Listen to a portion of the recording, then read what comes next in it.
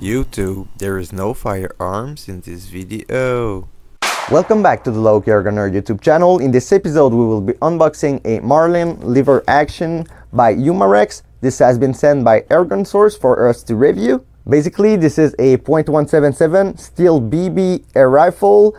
You can put a bunch of BBs in the tube and cycle them with the lever. It is a pretty fun blinker. I already know that because it might look a bit like this one out there, which is a Daisy Red Ryder. Let's take a quick look at the box together, then we will unbox it and take a quick look at the manual. By the way, our friends at Airgun Source also sent us 2 jugs of Umarex steel BBs. Those are 1500 counts. Those are really nice quality BBs. Daisy BBs should work in there, but it is always better to use the brand that makes the airgun.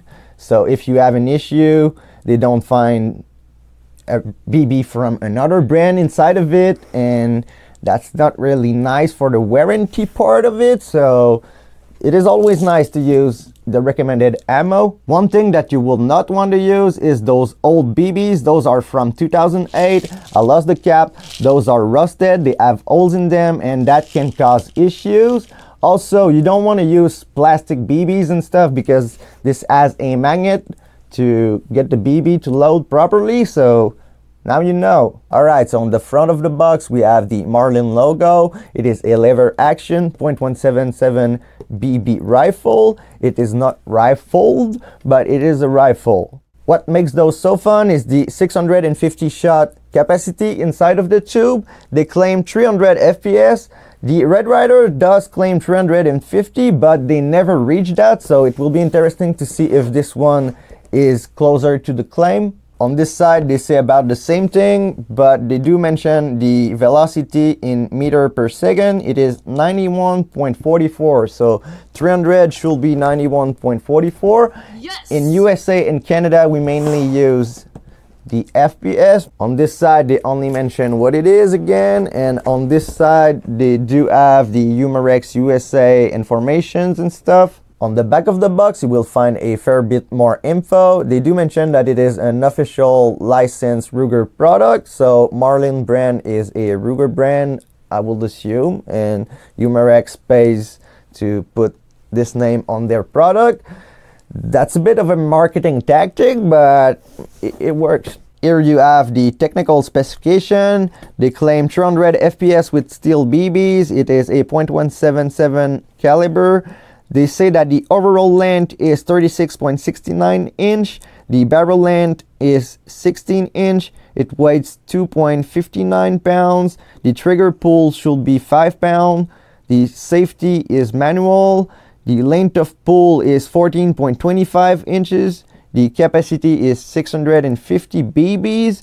The danger distance is 275 yards if you point it at the sky, but be careful. By the way, quick note, like any other BB gun, you do want to wear safety glasses. They do mention that on the box, and that's a good thing because you don't want to risk your eyes, because if you can't see, you can't shoot. If you can't shoot, why you bout that? Still on the back of the box you have a very nice overview of the rifle. You have the front side, the trapdoor for the BB loading, a textured grip. There is an adjustable rear side. This works about the same as the Red Ryder. There is the manual safety, the trigger, the spring piston, which you can't really see, but it is in there. To keep it short, by cranking the lever, you will cock the spring inside of there. It will now be ready to push air. You might need to lean it back a little bit for the feeding to happen, but that's really not too annoying. This is a very fun little blinker. The grip also has a similar texture to the front out here, and you have a rifle stock. I would say this is a pretty nice looking box. This French sentence might be a bit weird. Vive le pistolet à levier. A pistol is a pistol basically, so that's the rifle. So yeah, I will contact JB, don't worry. Now let's take it out of the box. I expect a very basic packaging and not much extra, but this is a very affordable little rifle. So basically you get foam on both ends to keep it from rattling too much, and they also seem to put some taped up foam in here to prevent the sides from getting banged up too much. Let's take it out of the box. We got some manuals and stuff in there. Let's take it out of the plastic, take a quick look at it, and then we will look at the papers that they give you with them. So as a very first impression, the stock does feel very hollow, but the rifle in general does feel very good. The plastic is very smooth and feels good. Also, there is quite a few details that I had not noticed before. There is some sort of loading gate like engraving, and it says Marlin on both sides. There is the serial number for some reason. I don't know if you need to register that in some countries, and some engravings there, but overall it looks very good. One other thing that I can notice is that this one has a plastic loading gate. One thing that I like a lot about it is that this one has some sort of peep sight and a black front sight on this plastic cap thingy. There is also a nice little Marlin logo out there, so there is quite a few details for this little carbine. One thing that I do notice is that this one does not have a screw out here, so I assume that the buck rail will not fit on this one. This is one of their under barrel accessory rail. Let's see if that will fit. Usually all you will do is take that, put it out there, put that back on top of it, and hope that it fits, because it usually does on a Red Ryder. Alright, so apparently the buck rail Red Ryder under barrel rail does fit very good on there. It is straight, it clears the screw right there, so you can use pretty much any accessories, I will assume, so that's a good fit. It doesn't seem like we can use the scope rail though, because there is no screw here. This might not be the same length, so it is quite a bit more different than the Red Ryder than I thought it will be, to be honest. Also, my adult size Red Ryder does have a metal lever.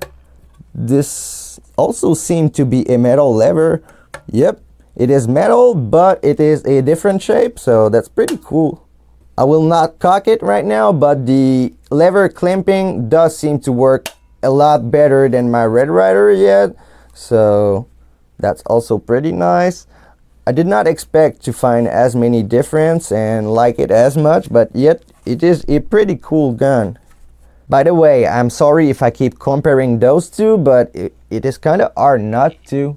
So the Marlin is a little bit shorter, but keep in mind that this is the adult sized Red Ryder, so the regular Red Ryder is shorter than this one. Also, the front arm on this one is a lot longer, which can be a good thing. It does feel good, and that could affect a bit the fit of the Red Ryder under barrel rail from buck rail. This one has a little bit more space under. It does seem like this one wants to split that a little bit more than this one, so you might not be able to use two on this one. I don't really know, so don't tighten that too much or you might just snap it. In the box you also get the instruction manual, which we will go over in a second. It is a lot thicker than I expected it to be for a gun like that, but that should be interesting. Also, they go over the airgun safety rules. That's always fun for a beginner or something to go back over. Then you get a bright orange warning card, a bright yellow do not return this product card, and a card that says to follow them on Instagram along with Loki Airgunner and Airgun Chores. Thank you. They also say right here, PS, please recycle or use this cool target for practice. So that's funny. So the actual English manual is like 15 pages, but they do have it in French and Spanish, so that's cool for people that don't speak English like me. One thing that I had forgot to show and that they do mention in the manual is the safety. Basically, you press this button, it will show red on this side, so if it shows red, it is on fire. You can then cock it and fire it. So if you put the safety, it will not work. I assume that the safety does lock the trigger. You might need to cock it to, yeah, it does, even if you don't cock it. After that, they talk about how to load it, which we will do. You simply press on the trap and try to flip it like that. Then take your Umarex BBs and try to pour them inside of there. This seems to have been opened quite a little bit, but we'll try not to drop them everywhere.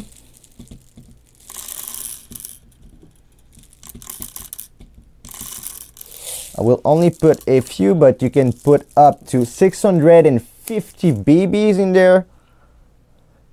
Then you can close the door to make sure that they don't get everywhere on the ground. Okay. Now that this is done, you are pretty much ready to use your air gun. You can cock it by using the lever, but they do mention that there is 2 or 3 pinch points out here, so make sure that your ends are inside of there and not behind that or behind that. You don't want to pinch yourself.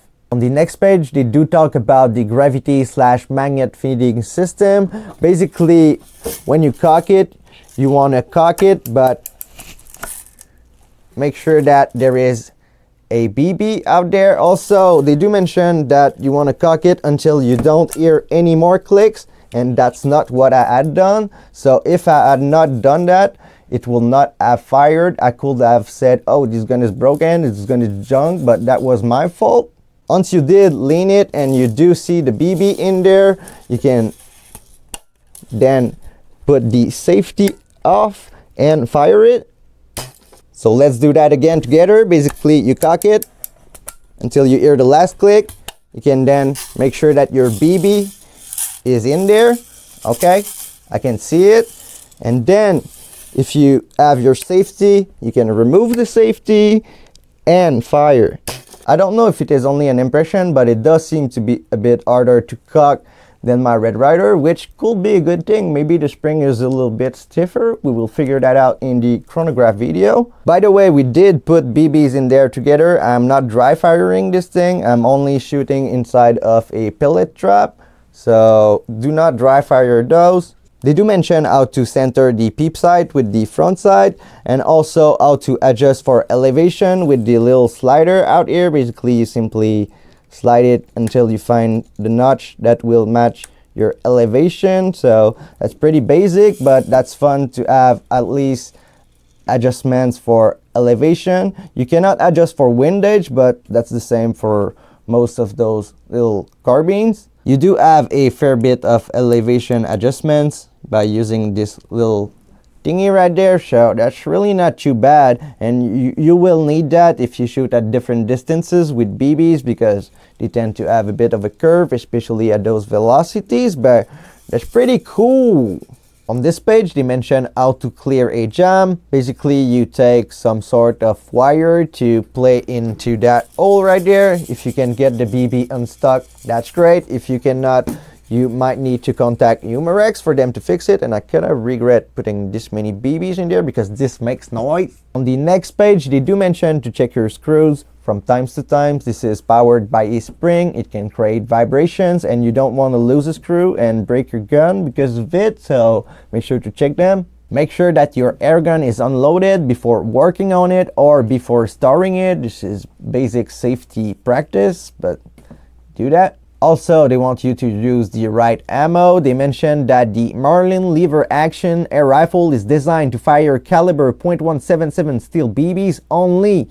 We recommend the use of Umarex BBs because of their superb accuracy and dimensional uniformity. The correct caliber is clearly indicated on the rifle, so now you know. Now let's talk about how to take care of it, which is pretty important. If you don't use the right lubes, if you don't do it, it can affect the longevity of your airgun.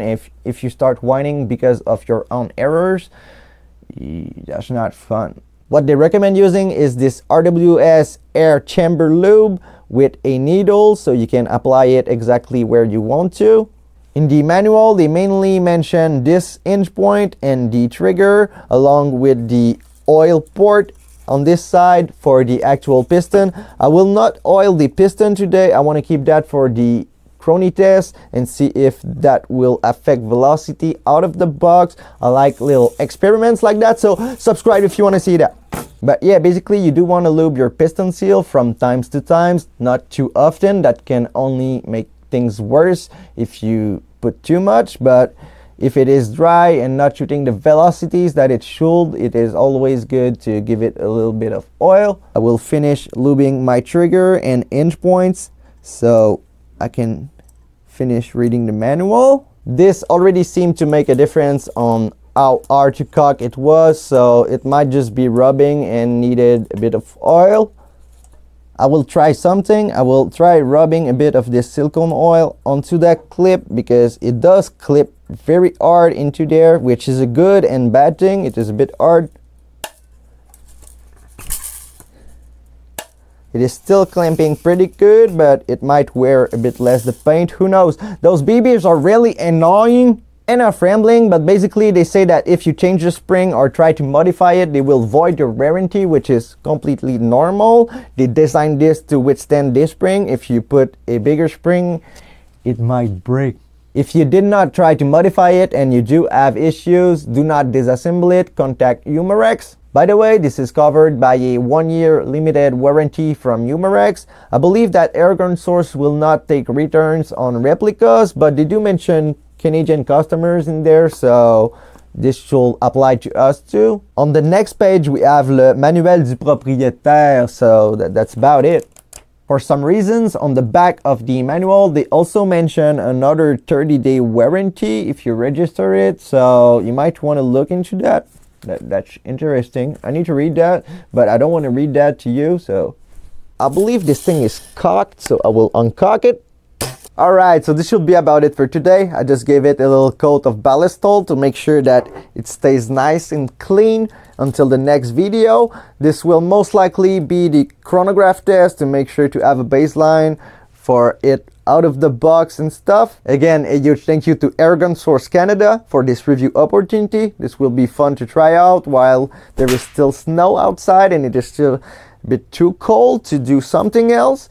I cannot access the range because there is snow and I will not get there basically. So yeah, also I want to say thanks to you for watching until the end, even though I'm rambling about my trail and stuff. And yep, that was 1 hour and 27 minutes of footage. So leave a like for my editing, subscribe for next videos. I already said that, so that will be enough.